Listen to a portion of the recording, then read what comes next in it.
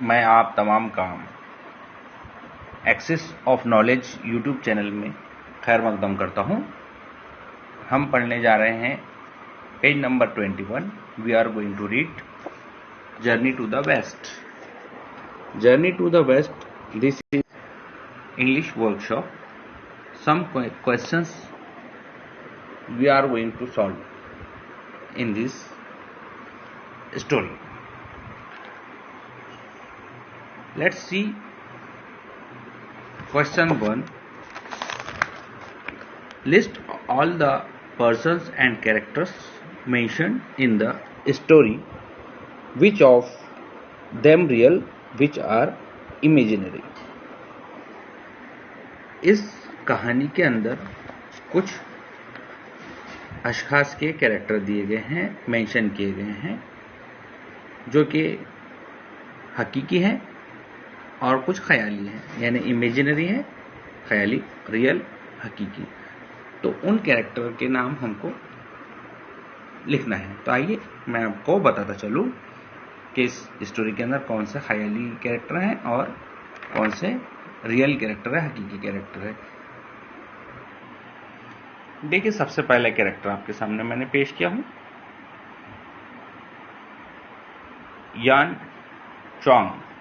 तो ये एक रियल कैरेक्टर है, आप देख लीजिए इसको, ये रियल कैरेक्टर है। ये रहा आपके सामने यान चोंग का ये रियल कैरेक्टर। गोनियन डीटी या गोनियन डाइटी, ये रहा, ये इमेजिनरी कैरेक्टर है, यानी ये ख्याली कैरेक्टर है। सन वुकोंग और मंकी किंग, यानी सन वुकोंग या मंकी किंग, तो ये भी इमेजिनरी कैरेक्टर है। जुबज्जी और पिक्सी, ये भी इमेजिनरी कैरेक्टर है। नेक्स्ट देखिए, शा वुजिंग और सैन प्रिस्ट, ये रहा आपके सामने, ये भी इमेजिनरी, यानी इसके अंदर का सिर्फ एक कैरेक्टर जो है यान चोंग का, वही रियल है, बाकी सब जो है वो रियल नहीं है। तो नेक्स्ट देखते हैं हमारा क्वेश्चंस क्या है। तो आपके सामने ये रहा। Next question is say whether the following sentences are right और रॉन्ग। दिए गए जुमले सही हैं या गलत हैं, ये हमको बताना है, कहना है, लिखना है। तो ये भी आपको मैं बता देता हूं कि सबसे पहला क्या है आपके सामने, ये रहा। हमको राइट और रॉन्ग लिखना है, आपको राइट और रॉन्ग लिखना है। मैं यहां पर आपको सिर्फ टिक करके बताऊंगा कि ये राइट कौन सा है, रॉन्ग कौन सा, लेकिन आपको राइट और रॉन्ग यानी स्पेलिंग में लिखना है। आपको इस तरह से बता देता हूं मैं आपको। तो जो है सबसे पहला जो कैरेक्टर है इसका, वो है रॉन्ग। क्या है वो character? The novel journey to the west about a journey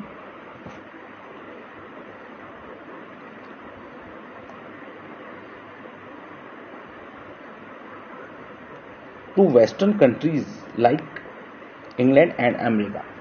यानी ये जो कहानी है वो एक ऐसी सफ़र के बारे में बताई गई है जो वेस्टर्न कंट्रीज से शुरू हुई, जो है इंग्लैंड और अमेरिका, लेकिन ये वहाँ से नहीं शुरू हुई थी, इसलिए ये पहला क्वेश्चन जो है वो हमारा रॉन्ग आएगा। तो आप इसको रॉन्ग कर लीजिए इस तरह से। मैं यहाँ पर एक रॉन्ग का निशान बना देता हूँ, वो आपको ऐसा, ये देखिए मैंने कर दिया हूँ, लेकिन आपको ऐसा रॉन्ग नहीं करना है, बल्कि आपको अपनी बुक में इस तरह लिखना है। देखिए मैं आपको लिख कर बता देता हूँ।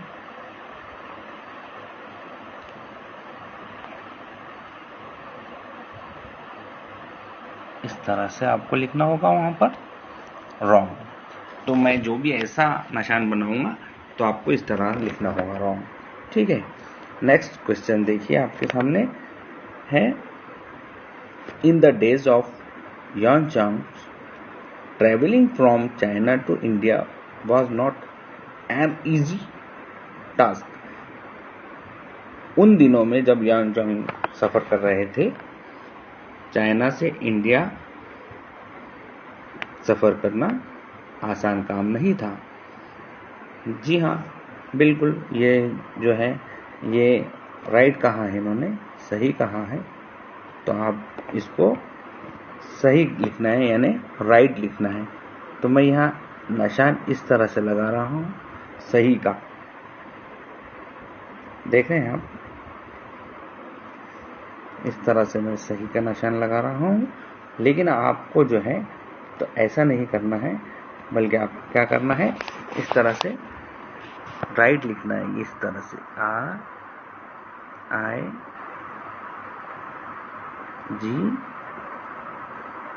RIGHT, राइट,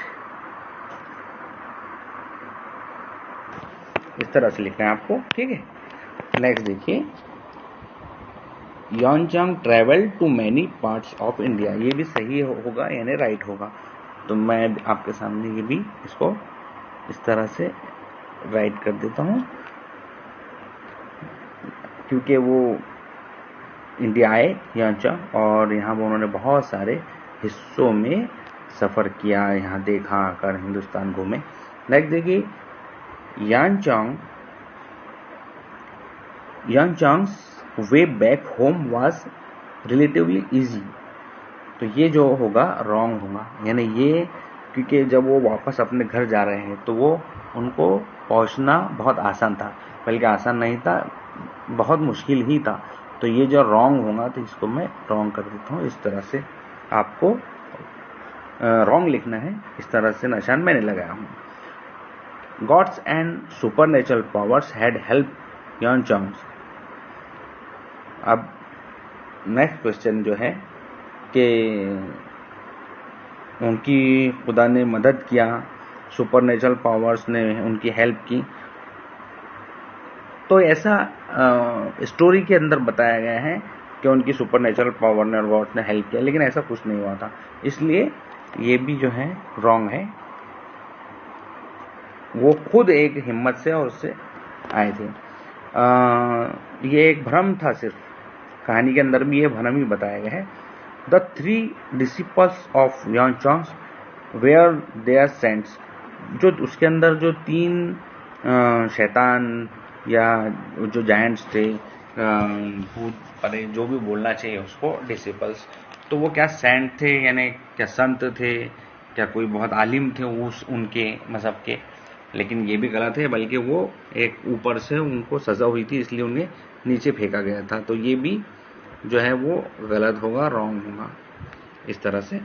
नेक्स्ट देखिए आप, the 3 disciples have super natural powers. तो ये वो जो तीनों डिसिपल्स थे, वो उनको सुपर नेचुरल पावर उनके पास थी, बहुत अजीब व गरीब उनके पास कुव्वत थी। तो ये सही है। तो हमने पहला देखिए, मैं आपको बताता हूँ, पहला जो है रॉन्ग, और दूसरा जो था राइट। तो ये 1 2 3 4 5 6 7 इस तरह से आप अपनी बुक में निशानजदा कर लीजिए, या राइट रॉन्ग आंसर के साथ। ये पहले क्वेश्चन लिख लीजिए आप अपनी बुक में, और साथ ही उसके आंसर मैंने जैसे राइट और रॉन्ग लिखकर आपको बताया हूँ, वो आपको लिखना है आंसर करके, हर एक लाइन के बाद, यानी क्वेश्चन के बाद एक लाइन के बाद आपको आंसर लिखना है। आपने हमारे चैनल को अगर अभी तक लाइक शेयर सब्सक्राइब नहीं किया तो कर लीजिए, ताकि आपको हमारे नए आने वाले वर्कशॉप के वीडियो मिल सके, और आप 7वीं जमात की या जो भी आप जमात में हैं उन तमाम इंग्लिश के वर्कशॉप की स्टडी कर सके, और एग्ज़ाम में आप उससे कामयाबी हासिल कर सके, सक्सेस मिल सके आपको। I have next question, write any 5 features of Sun Wukong's character that you like best.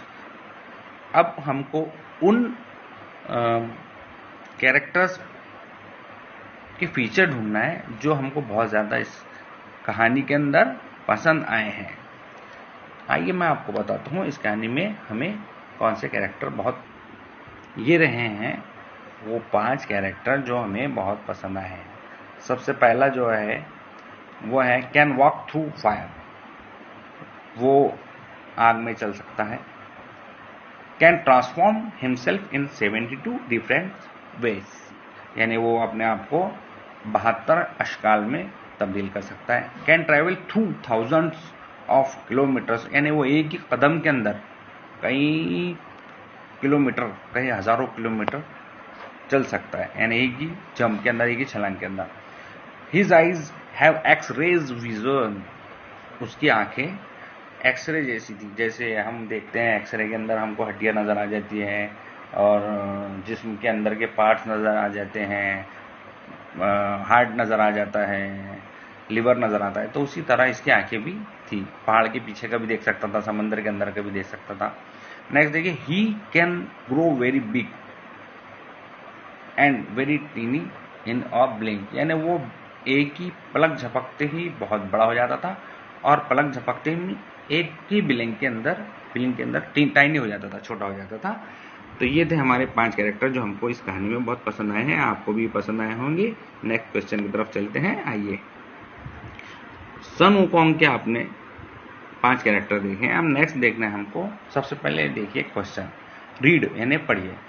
As big as a pillar, as tiny as a needle, यानी ये फ्रेजेस हैं। फ्रेजेस को हमको क्या करना है, now right more such phrases using your imagination. Now right more such phrases using your imagination, यानी आप ये लिखिए आपके अपने ख्यालों के मुताबिक। जैसे यहाँ पर दिखाया गया है as big as a pillar है, तो हमको क्या करना है, as big as a giant, as big as a tree, as big as a mount, ऐसे यानी उसके आगे हमको लिखना है। As big as a elephant, इस तरह हम भर सकते हैं इसको। नेक्स्ट देखिए, as tiny as a needle, as tiny as a pen, यानी इतना छोटा पेन के जैसा, एक नीडल के जैसा। As hard as a stone, यानी ऐसा सख्त जैसे पत्थर, है ना। As soft as a feather, as soft as a velvet, as soft as a pillow, यानी ऐसा नर्म मुलायम जैसे एक तकिया होता है, जैसे एक कॉटन होती है, कपास होती है, या पर होते हैं, बाल होते हैं, इस तरह से। Hair, as soft as a hair, as sweet as a honey, यानी ऐसा मीठा जैसे शहद, as sweet as a sugar, है ना। As sharp as a sword, जैसे ऐसा शार्प जैसे तलवार, as sharp as a stiff, कांटे जो होते हैं वो सख्त होते हैं। तो ये थे आपके सामने। अब देखिए, you know many times a letter or group of letters is added before or after a word, make new word, a letter, a group of letters that is added before a word is called a prefix. A letter group of letters that is added after a word is called a suffix. The word to which prefix or suffix is added is called a root or root word. Let us look at some examples of root, prefix and suffix. देखिए, यहाँ पर बताया गया है कि कुछ ऐसे अल्फाजों के मजमूए होते हैं जिनके आगे हम कोई वर्ड या लेटर लगा दे तो उसे हम प्रीफिक्स कहते हैं, और अगर ऐसा कोई लेटर जिसके हम पीछे कोई वर्ड लगा दे तो हम उसे सफिक्स कहते हैं। तो ये दोनों प्रीफिक्स और सफिक्सेस इसमें जो वर्ड एडेड होते हैं, और समझ लीजिए कोई पर्टिकुलर वर्ड है, उसके आगे और पीछे जो हम वर्ड लगाते हैं तो उसके जो बीच में जो वर्ड होता है दरमियान में, सेंटर में, तो उसे रूट वर्ड कहते हैं। Let us look at some examples. अब हमको कुछ एग्जाम्पल्स देखना है, तो मैं आपको उनके इससे सबसे पहले मैं आपको ये बता दूं क्या प्रीफिक्स एंड सफिक्स, मैंने एक स्पेशल इसका वीडियो बनाया हूँ, वो भी आप देख लें, जिसकी मैंने इसमें पूरी मालूमात दी है। तो सबसे पहले मैं आपको इसके और कुछ एग्जाम्पल्स ज़बानी बता दूँ। Prefixes and suffixes. सबसे पहले मैं आपको प्रीफिक्सेस के कुछ वर्ड पढ़ता हूँ, यहाँ लिखना मुनासिब नहीं है, तो आप बगौर सुन लीजिए, listen carefully and right now in your notebook. Prefixes के वर्ड मैं पढ़ूंगा। डिवाइड, अनकवर, देखिए इसमें डी आई जो है वाइड में मिलकर डिवाइड हुआ है, कवर में अन मिल गया है, अनकवर हो गया है, यानी पहले मिलने वालों को हम प्रीफिक्स कहते हैं, जैसे कवर को अनकवर कर दिए हैं। रिवाइंड, अनएबल, एबल के आगे अन लग गया है, रिवाइंड के आगे आर ई री लग गया है, लकी के आगे अनलकी लगाएंगे, अनलकी हो जाएगा। मूव के आगे रीमूव लगा देंगे, रीमूव। नेम के आगे रीनेम कर देंगे। मिक्स के आगे रीमिक्स कर देंगे। एग्री के आगे डिस लगा देंगे, डिस एग्री हो जाएगा। अपियर के आगे डिस लगा दिए तो डिसअपियर हो जाएगा। ये सारे के सारे वर्ड जो हैं प्रीफिक्सेस मैंने लिया हूँ। अब सफिक्सेस के कुछ मैं आपको वर्ड बता देता हूँ। अब ये जो मैंने पहले जो वर्ड लगाया, जैसे प्री, डी, अन, री, अन री, तो ये सारे के सारे जो है प्रीफिक्सेस थे और इसके अंदर रूट वर्ड मिलाए हैं। अब हम सफिक्सेस के अंदर रूट वर्ड मिला के बाद में कुछ वर्ड ले, जैसे सैड है तो सैडनेस, नेस उसमें मिला दिया, सैड में सैड रूट वर्ड है और नेस उसके आगे लिख दिए हैं। सेफ, उसके आगे एल वाई लगा दिए, सेफली हो जाएगा। टेंस, उसके आगे शन लगा दिए तो टेंशन हो जाएगा। वॉक, उसके आगे ईडी लगा दिए तो वॉक्ड हो जाएगा। वेट रेस, वेट के आगे रेस लगा देंगे तो वेट रेस हो जाएगा। स्पून के आगे फुल लगा दिए तो स्पून फुल हो जाएगा। वूल के आगे सिर्फ एन लगाना है तो वूलन हो जाएगा। ई एन लगा दिए तो वूलन हो जाएगा, वूल।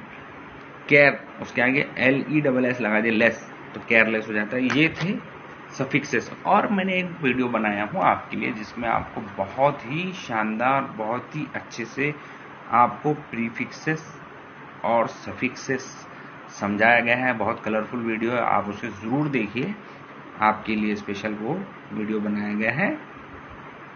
और ये कॉमन नाउन और noun, countable noun, uncountable noun का भी मैंने एक स्पेशल वीडियो बनाया है, वो भी आप देखिए, ज़रूर देखिए। ये देखिए यहाँ पर guess the meaning of unfamiliar, unbelievable, इनके मानी बताना है हमको। Now write the opposites of the following, यानी इनके हमको unsafe, unimportant, uninteresting, unknown, unkind, unintelligent, इनके हमको तमाम के अपोजिट वर्ड ढूंढना है।